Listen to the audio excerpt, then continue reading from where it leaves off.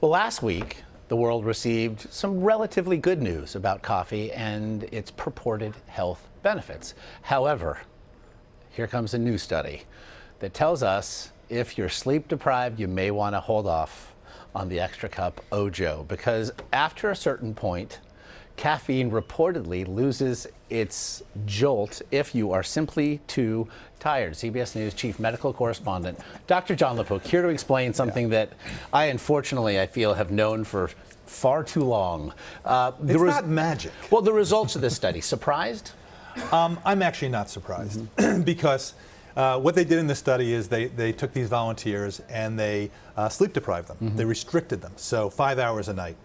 And they gave them 200 milligrams of caffeine twice a day in gum, so that there was a placebo group and there was the group that actually was getting the caffeine. And they found for the first 2 days it actually did help cognitive function. The last 3 days, it did not help cognitive function. It was about the same as placebo. But I just spoke to Dr. Jill Doty, who is a PhD, who is one of the authors, and she said, they didn't write it here, but actually in the last 3 days, the people who got the caffeine were crankier. Yeah.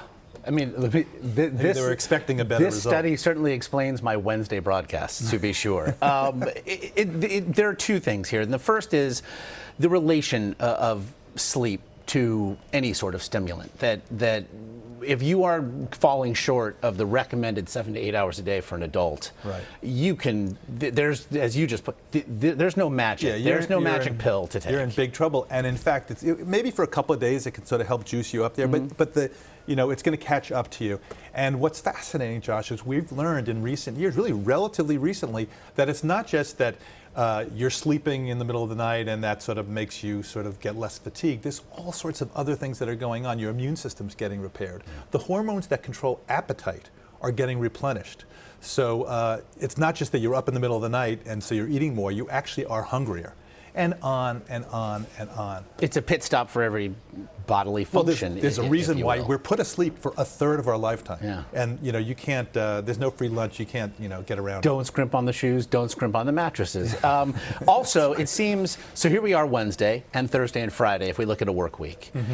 We stop feeling the same jolt we felt that Monday and that Tuesday. So then we're going to more and more and more. Right, that can true. also, and look, this is morning television, so right, boy do we know it, but the blood sugar then, the spikes in blood sugar. Yeah, it's not so much the blood sugar, although that's how people think of it. My blood sugar's down because they're feeling lousy. It's actually lots of other more complicated things happening.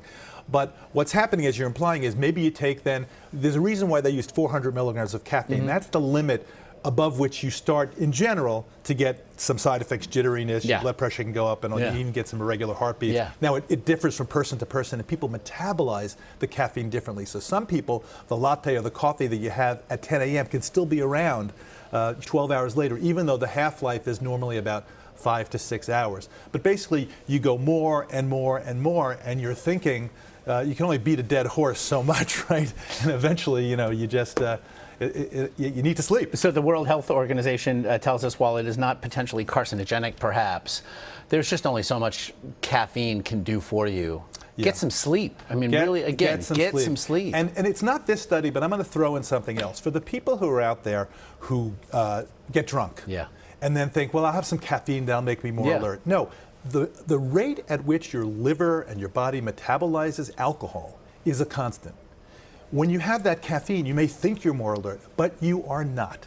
Your reflexes are still down.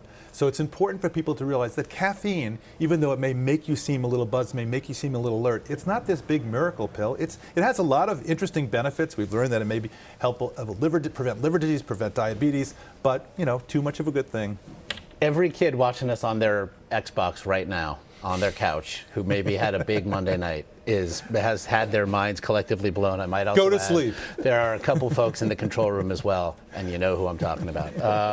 Wow, amazing stuff.